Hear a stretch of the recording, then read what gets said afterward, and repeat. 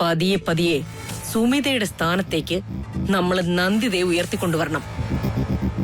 ഈ വീട്ടിലെ യഥാർത്ഥ മരുമകളെന്ന സ്ഥാനം നന്ദിതയ്ക്ക് കിട്ടണം. അപ്പൊ എനിക്കും സനുവിനൊന്നും ഈ വീട്ടിൽ ഒരു സ്ഥാനമില്ല അമ്മേ. നിങ്ങൾ മക്കളാ. മക്കളുടെ സ്ഥാനം വേറെ, മരുമക്കളുടെ സ്ഥാനം വേറെ.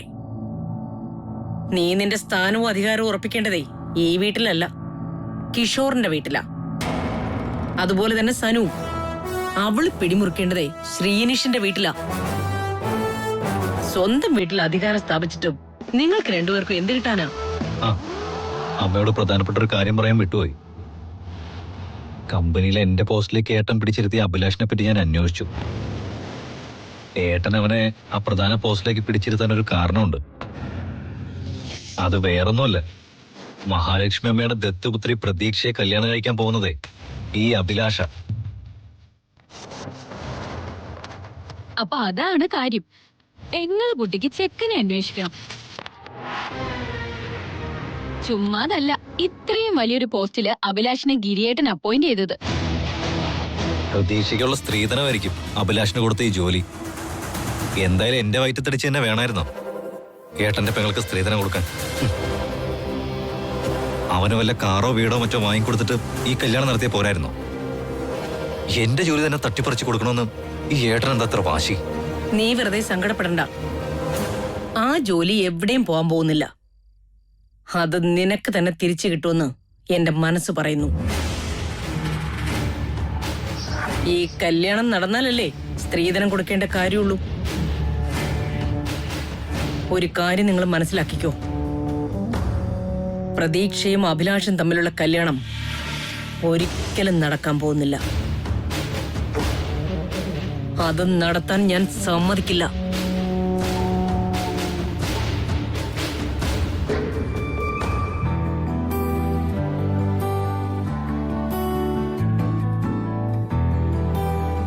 അയ്യോ, ഗിരിതെപ്പ വന്നു? ഞാൻ അറിഞ്ഞതേയില്ല. ഞാൻ അച്ഛമ്മയുടെ അടുത്ത് സംസാരിച്ചിരുന്ന നേരം പോയത് അറിഞ്ഞതേയില്ല. എന്നാ പിന്നെ ഞാൻ പോയി പെട്ടെന്ന് കോഫി എടുത്തിട്ട് വരാം. സുമി, വേണ്ട, ഞാൻ അമ്മയുടെ അടുത്ത് പോയിരുന്നു. അവിടുന്ന് കോഫി കഴിച്ചിട്ടാ വന്നത്. ഗിരി, എന്താ സുമി? അത് പിന്നെ ഞാൻ അച്ഛമ്മയുടെ അടുത്ത് സംസാരിച്ചപ്പോഴേ അച്ഛമ്മ എന്റെ അടുത്ത് ചില കാര്യങ്ങൾ പറഞ്ഞു. അയ്യോ, അച്ഛമ്മയുടെ കാര്യം പറഞ്ഞപ്പോഴാ ഓർത്തത്. അമ്മയും പ്രതീക്ഷയെ സുമിയെ അന്വേഷിച്ചിട്ടുണ്ട് കേട്ടോ. അവിടുത്തെ വിശേഷങ്ങൾ പറയാനാണെങ്കിൽ ഒരുപാടുണ്ട്. നീ വന്നേ പറയട്ടെ. അതെ, ഇല്ലെങ്കിൽ ഞാനിതെല്ലാം മറന്നുപോകും. പ്രതീക്ഷയുടെ കല്യാണം വളരെ ലളിതമായ രീതിയിൽ മതിയെന്നാ അമ്മ പറയുന്നത്. എനിക്കതിനോട് വലിയ അഭിപ്രായമൊന്നുമില്ല. നടത്തുമ്പോ അത് ഗംഭീരമായിട്ട് തന്നെ നടത്തണ്ടേ സുമി. പക്ഷെ അമ്മ അതിന് സമ്മതിക്കുന്നില്ല. വലിയ ആർഭാടമൊന്നും കാണിക്കാൻ നിൽക്കണ്ട. അമ്മ പറഞ്ഞ വഴിക്ക് തന്നെ പോയാ മതി. ആഡംബരത്തിലൊന്നും അല്ല കാര്യം ഗിരി. പ്രതീക്ഷയും അഭിലാഷും നന്നായിട്ട് ജീവിക്കുന്നുണ്ടോ എന്നതിലാണ് കാര്യം. അതും ശരിയാ. എന്തായാലും പ്രതീക്ഷയോടുള്ള അമ്മയുടെ കരുതൽ സ്നേഹവും ഇന്ന് എനിക്ക് ബോധ്യപ്പെട്ടു. അവളുടെ കല്യാണത്തിന് വേണ്ടി അമ്മ കുറച്ച് ആഭരണങ്ങൾ സ്വരുക്കൂട്ടി വെച്ചിട്ടുണ്ട്. അതൊക്കെ പഴയതായതിന്റെ പേരിൽ അമ്മയ്ക്ക് ചെറിയൊരു വിഷമമുണ്ട്. സുമിയും കൂടെ വന്നിട്ട് ഏതെങ്കിലും നല്ലൊരു ജ്വല്ലറി പോയിട്ട് അതൊക്കെ മാറ്റി വാങ്ങാന്ന് അമ്മ പറയുന്നേ. അതിനൊന്നും നിക്കണ്ട ഗിരി. അമ്മയുടെ ആഗ്രഹം പോലെ അതിൽ നിന്നും 1-2 ആഭരണങ്ങൾ എടുക്കാം. ബാക്കിയൊക്കെ നമുക്ക് പുതിയത് തന്നെ വാങ്ങിച്ചു കൊടുക്കാം. അവൾ അനാഥയാണെന്നും അവളുടെ കല്യാണ കാര്യത്തിൽ ഗിരി ശ്രദ്ധിച്ചിട്ടില്ല എന്നും ഒരു തോന്നൽ അവൾക്കുണ്ടാവാനേ പാടില്ല. അതുകൊണ്ട് തന്നെ ആഭരണത്തിന്റെ കാര്യത്തിലൊന്നും ഇനി ഒരു കുറവും വരുത്തരുത് കേട്ടോ. എന്തായാലും ശരി, നമുക്ക് ഈ കല്യാണം നല്ല ഗംഭീരമായിട്ട് നടത്തണം സുമി. പിന്നെ നിനക്ക് വേണ്ടി അമ്മയൊരു സർപ്രൈസ് കൂടെ കരുതി വെച്ചിട്ടുണ്ട്. എന്ത് സർപ്രൈസ്? അമ്മയുടെ സർപ്രൈസ് എനിക്ക് എങ്ങനെ പറയാൻ പറ്റും? അത് അമ്മ തന്നെ നിന്നോട് പറയും. എന്തായാലും സുമി ഞെട്ടാൻ തയ്യാറായിക്കോ.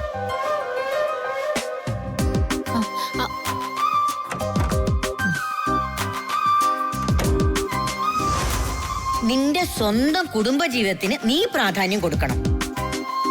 നിനക്കും ഗിരിക്കും ഒരു കുഞ്ഞ് ജനിക്കണം. ഇന്ന് പറയാൻ സാധിച്ചില്ലെങ്കിലും സമാധാനത്തില് അച്ഛമ്മ പറഞ്ഞ കാര്യങ്ങള് ഗിരിയെ പറഞ്ഞു മനസ്സിലാക്കണം. ഗിരിക്ക് അതെല്ലാം മനസ്സിലാവും എന്ന് തന്നെയാണ് എന്റെ പ്രതീക്ഷ.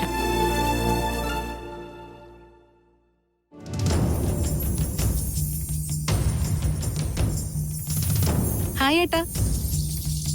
ആ അപ്പോ നിനക്ക് ഇങ്ങോട്ടുള്ള വഴിയൊക്കെ അറിയാം. ആ ഇത് നിധിയേട്ടന്റെ സ്ഥിരം നമ്പറാ. ഞാൻ എപ്പോഴും ഇങ്ങോട്ട് വരാതിരുന്നിട്ടുള്ളത്? ഏട്ടൻ പറ. എന്താടി ഒന്ന് വിളിച്ചു പറയുക പോലും ചെയ്യാതെ പെട്ടെന്ന്? ഓഹോ, ഇപ്പൊ അങ്ങനെയായോ? ഞാൻ എന്റെ സ്വന്തം വീട്ടിലേക്ക് വരുന്നതിന് എന്തിനാമ നേരത്തെ വിളിക്കുക അനുവാദം വാങ്ങിക്കൊക്കെ ചെയ്യുന്നേ? അല്ല, നീ ഇനി ശ്രീനിഷിനോട് പിണങ്ങി വല്ലതും വന്നതാണോന്നും പറയാൻ പറ്റില്ലല്ലോ. അതമ്മ പറഞ്ഞത് വാസ്തവം. ഭാര്യയും ഭർത്താവും തമ്മിൽ വഴക്കുണ്ടായി പിന്നെ പെട്ടിയും കിടക്കൊക്കെ എടുത്തോണ്ട് ഒറ്റ പോക്കല്ലേ. ആ ഒന്ന് പോ അവിടുന്ന്. ഒരിക്കലും ഞാൻ ശ്രീയോട് പിണങ്ങി വന്നു എന്ന് കരുതി എന്നും അങ്ങനെയൊന്ന് കരുതരുത്.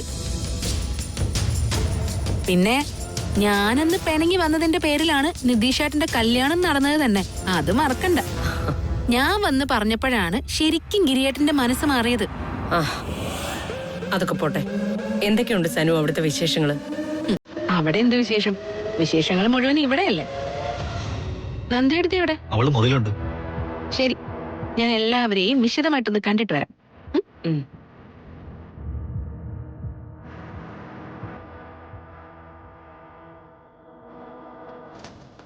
ഇതെന്താ അമ്മ പെട്ടെന്ന് ഇങ്ങനെ ഒരു പൊട്ടിപ്പുറപ്പെടൽ? അറിയില്ല. എന്തെങ്കിലും കാര്യമില്ലാതെ അവളിങ്ങനെ സർപ്രൈസ് ആയിട്ട് വരത്തില്ല. നോക്കട്ടെ, പോകുന്നതിന് മുമ്പ് ഞാനൊന്ന് തഞ്ചത്തിൽ ചോദിച്ചു നോക്കാം.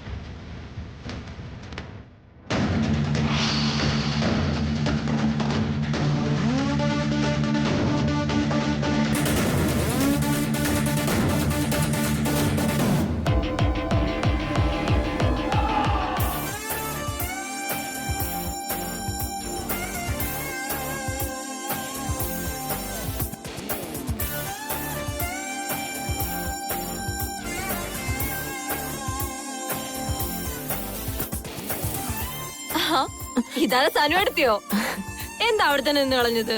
കേറി വാ, എടുത്തിരിക്കും.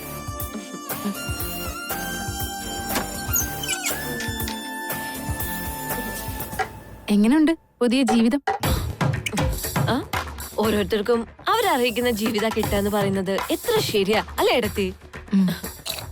ഞാൻ ഷോപ്പിംഗിനായിട്ട് ഇറങ്ങാൻ നിൽക്കായിരുന്നു. എടുത്തി വരുന്നോ? ഏയ് ഇല്ല, എനിക്ക് പാർലറിൽ അപ്പോയിന്റ്മെന്റ് ഉണ്ട്. നദിയേച്ചിയും കൊണ്ടുപോകണം. എനിക്ക് കുറച്ച് മെറ്റേണിറ്റി വെയറുകളൊക്കെ വാങ്ങാനുണ്ട്. പിന്നെ വരാൻ പോകുന്ന കുഞ്ഞിന് വേണ്ടി കുറച്ച് സാധനങ്ങളും. ഒരമ്മയാവുന്നതിന്റെ ഫീലിംഗ് ആ ഘട്ടത്തിൽ എത്തിയാലേ എടുത്തി മനസ്സിലാവുള്ളൂ. അങ്ങോട്ടൊക്കെ എത്തുന്നതിന് മുന്നേ ചേച്ചി ആ സൗഭാഗ്യം വേണമെന്ന് വെച്ചില്ലേ? ഏത് നേരവും പിന്നെ നമ്മുടെ മനസ്സിൽ കുഞ്ഞുങ്ങളെ പറ്റിയുള്ള ചിന്ത മാത്രമേ ഉണ്ടാവുള്ളൂ. എന്തൊക്കെ വാങ്ങണം, എങ്ങനെയൊക്കെ നോക്കണം, എന്തൊക്കെയുള്ള ചിന്തകളായി ഇപ്പൊ എനിക്ക്. എന്തൊക്കെ പറഞ്ഞാലും ഈ കുടുംബത്തിലെ ആദ്യത്തെ കുഞ്ഞല്ലേ ഏട്ടത്തി. അതൊരു ചെറിയ കാര്യമല്ലല്ലോ. ഏട്ടത്തി ഇപ്പോ എന്താ മനസ്സിൽ ഓർക്കുന്നതെന്ന് എനിക്കറിയാം. ഒരു പക്ഷേ അതെനിക്ക് മാത്രമേ മനസ്സിലാവൂ. അങ്ങനെ ഒരു നാടകം നടത്തി ഇരു ചെവി അറിയാതെ അന്ന് ആ കുഞ്ഞിനെ വേണ്ടെന്ന് വെച്ചത് തെറ്റായ തീരുമാനമാണെന്ന് സനുവേട്ടത്തിക്ക് ഇപ്പൊ തോന്നുന്നുണ്ടാവും അല്ലേ?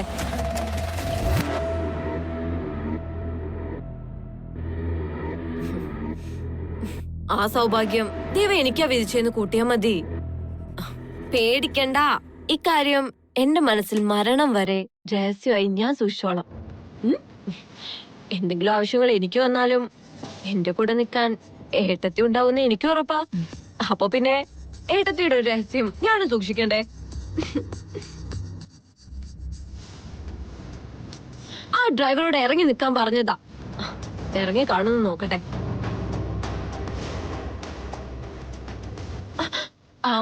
ഞാൻ വരാൻ കുറച്ച് കഴിയും. അതിനു മുന്നേ എടുത്ത് ഇറങ്ങുമായിരിക്കും അല്ലേ? അതെ. അപ്പൊ ശരി, കാണാം. See you. ആ ബിജു, വണ്ടി എടുക്കുക, ഞാൻ അതേ വരുന്നു.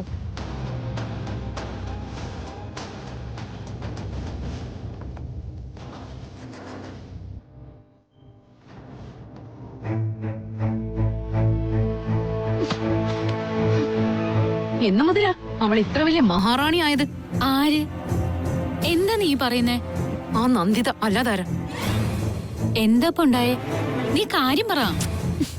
അവൾ ഏത് സെറ്റപ്പില് ജീവിച്ചവളാണെന്ന് എനിക്കറിയാം.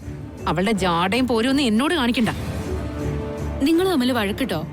ഇല്ല, പക്ഷെ അവളുടെ പെരുമാറ്റം എനിക്ക് അങ്ങോട്ട് തീരെ ദഹിച്ചില്ലെന്ന് വീച്ചി.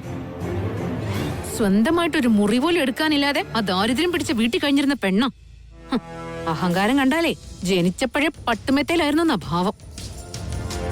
അച്ചമ്മ പറയുന്ന നീ കേട്ടിട്ടില്ലേ, ഉണ്ട് നിറയാത്തവർക്ക് കണ്ടു നിറയില്ലെന്ന്. അത് തന്നെയാ കാര്യം. പറഞ്ഞിട്ട് കാര്യമില്ല, അവൾക്ക് വളം വെച്ച് കൊടുക്കുന്നത് മുഴുവൻ നമ്മുടെ അമ്മയാ. മക്കളെക്കാളും അമ്മയ്ക്കിപ്പോ വലുത് മരുമോളാണല്ലോ. ജനിക്കാൻ പോകുന്ന കുഞ്ഞിനെ വെച്ചാ നന്ദിത എല്ലാവരോടും വില പേശുന്നത്. അതെനിക്ക് ഇന്ന് മനസ്സിലായി. അത് നിനക്ക് ഇന്നേ മനസ്സിലായുള്ളോ? എന്നോട് അവളിന്ന് അത് പലവട്ടം സൂചിപ്പിച്ചു. എന്ന് മാത്രമല്ല, ആ സൗഭാഗ്യം വന്നു ചേരേണ്ടിയിരുന്നത് എനിക്കാണെന്ന് ഓർമ്മിപ്പിക്കുകയും ചെയ്തു. നിന്റെ അബോഷൻ നടന്നതിന്റെ പിന്നിലെ രഹസ്യം നന്ദിതയുടെ മനസ്സിൽ ഉള്ളിടത്തോളം അത് വലിയ കുരുക്ക് തന്നെ സനു. അങ്ങനെ ഒരു കാര്യത്തിന് അന്ന് നീ നന്ദിതയെ കൂട്ടുപിടിച്ചത് വളരെ റോങ് ആയൊരു തീരുമാനമായി പോയി.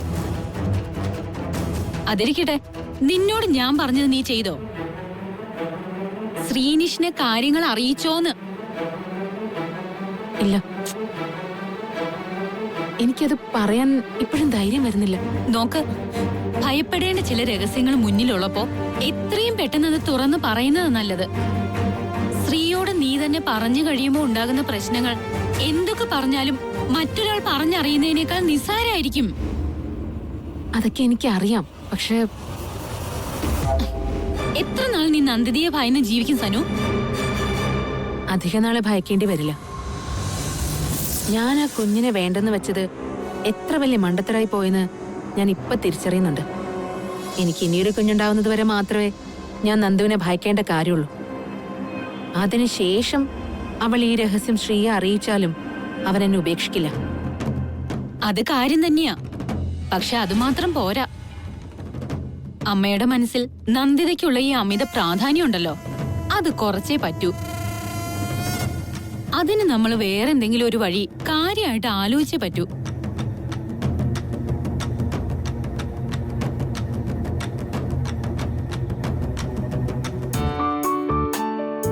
അമ്മേ, ആ വാ. അമ്മേ, സുമിയെ കണ്ടിട്ട് എത്ര നാളായി. ഇരിക്കെ. ആ, നിങ്ങൾ രണ്ടുപേരും ഒരുമിച്ച് വന്ന സ്ഥിതിക്ക് സമയമുണ്ടെങ്കിൽ ഇന്ന് നമുക്ക് ആഭരണങ്ങൾ മാറ്റി വാങ്ങാൻ ജ്വല്ലറിയിലേക്ക് പോയാലോ? എന്തിനാ അമ്മേ സ്വർണം മാറ്റി വാങ്ങുന്നത്? പ്രതീക്ഷയ്ക്ക് അങ്ങനെ നിർബന്ധമൊന്നുമില്ലെന്നറിയാം, എന്നാലും കല്യാണമല്ലേ, പുതിയ ആഭരണങ്ങൾ ഇരുന്നോട്ടെന്ന് ഞാൻ വിചാരിച്ചു. ആഹാ, നിങ്ങളൊക്കെ ഇപ്പൊ വന്നു. ഇതാ ഇപ്പൊ വന്ന് കേറിയതേ ഉള്ളൂ. മോളിക്ക് വന്നേ, മോക്കൊരു കൂട്ടം തരാനുണ്ട്.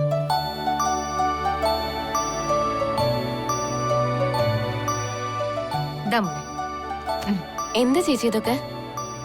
നിനക്ക് കല്യാണത്തിന് കൊടുക്കാനുള്ള സാരി ആഭരണങ്ങളുവാ. അമ്മ തന്ന പഴയതൊക്കെ നീ സൂക്ഷിച്ചു വെച്ചാ മതി. ഈ പുതിയതണിഞ്ഞു വേണം നീ പന്തലിലേക്ക് ഇറങ്ങാൻ. ഇതൊക്കെ നിനക്ക് വേണ്ടി സുമി സെലക്ട് ചെയ്താ. തുറന്നു നോക്കിക്കോ.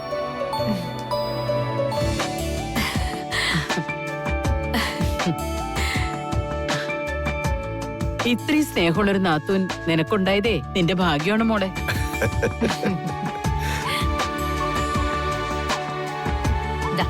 ഇത് ഗിരിയുടെ അച്ഛമ്മ എനിക്ക് സമ്മാനിച്ച അപൂർവമായിട്ടുള്ള ഒരു ആഭരണമാണ്. ഗിരിയുടെ പെങ്ങളായ നിനക്ക് നാത്തൂനായ എന്റെ വക വിവാഹ സമ്മാനം. ഇത്രയും നല്ല മനസ്സുള്ള ഒരു ഭാര്യയെ നിനക്ക് കിട്ടിയത് നിന്റെ ഭാഗ്യഗിരി.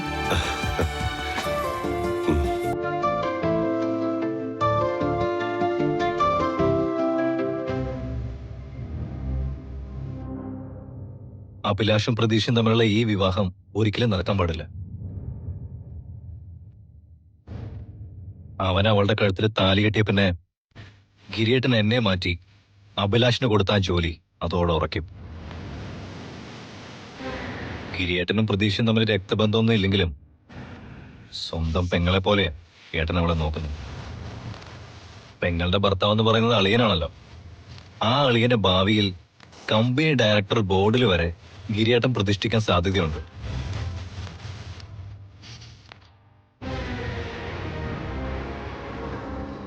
നീ പറഞ്ഞതൊക്കെ വളരെ ഗൗരവമുള്ള കാര്യങ്ങളാ. SS ഗ്രൂപ്പ് ഓഫ് കമ്പനീസിന്റെ കീഴിലുള്ള എല്ലാ സ്ഥാപനങ്ങളുടെയും ചുക്കാൻ പിടിക്കുന്നത് ഗിരി ഒറ്റയ്ക്കാ. അതിൽ SS ബിൽഡേഴ്സിന്റെ കടിഞ്ഞാണെങ്കിലും നിന്റെ കയ്യിൽ ഉണ്ടാവണം. അതിനാദ്യം വേണ്ടത് അർഹതയില്ലാതെ നിന്റെ കസേരയിൽ കയറിയിരുന്ന അഭിലാഷിനെ പിടിച്ച് താഴെ ഇറക്കുക എന്നുള്ളതാ. അതെങ്ങനെ സാധിക്കുമേ? പ്രതീക്ഷയെ കല്യാണം കഴിക്കുന്നതിന്റെ പ്രത്യുപകാരമായിട്ട് ഏട്ടൻ അഭിലാഷിന് നൽകിയ ജോലിയല്ലേ അത്?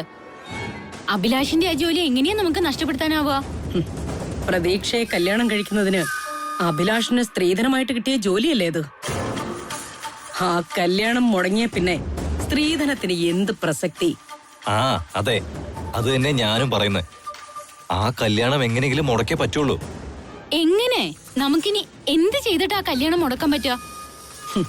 നവ്യേ, ഒരു കല്യാണം നടത്താനാണ് പാട്.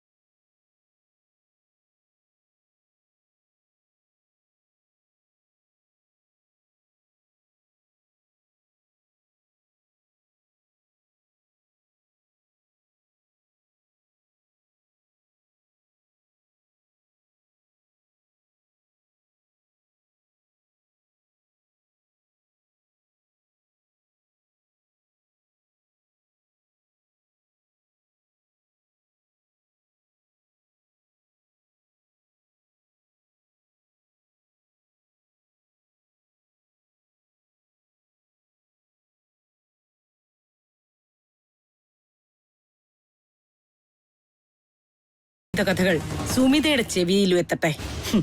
ഒരു വെടിക്ക് രണ്ടാണ് പക്ഷി.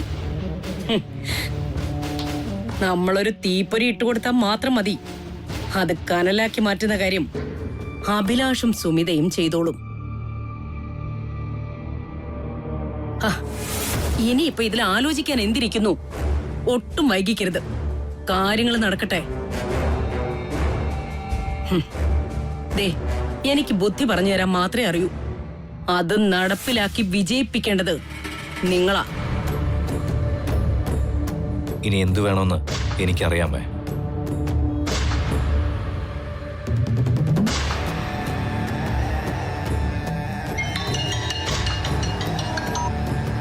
Hello, Nitish sir. മോനെ എവിടെ? ഞാൻ ഓഫീസിലുണ്ട് സാറേ, കുറച്ച് ജോലി പെൻഡിങ് ഉണ്ട്. അത്രയ്ക്ക് ആത്മാർത്ഥതയൊന്നും വേണ്ട.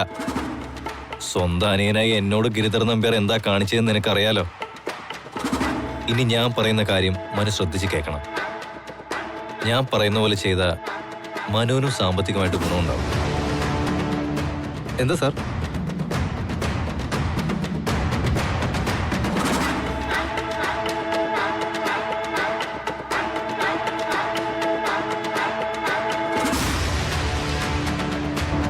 അത് പ്രശ്നമാവില്ല സാർ. എടോ, റിസ്ക് എടുക്കാതെ ജീവിതത്തിൽ വിജയിക്കാൻ പറ്റില്ല. തനിക്ക് ആ പഴഞ്ചൻ ബൈക്കൊക്കെ ഒന്ന് മാറ്റി പുതിയ കാറൊക്കെ ഒന്ന് വാങ്ങണ്ടേ? അങ്ങനെയാണെങ്കിൽ ഞാൻ... അപ്പോ എല്ലാം പറഞ്ഞ പോലെ നാളെ തന്നെ ഓപ്പറേഷൻ തുടങ്ങിക്കോളൂ. ശരി സാർ.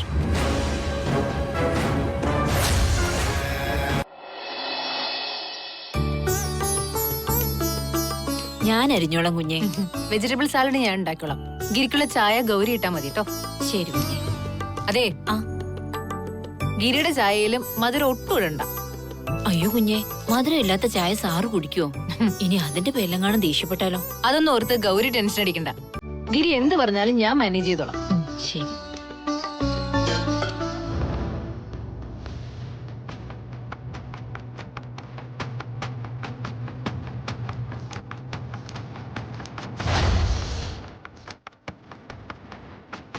ഇതിനേക്കാൾ നല്ല അവസരം വേറെ ഇല്ല.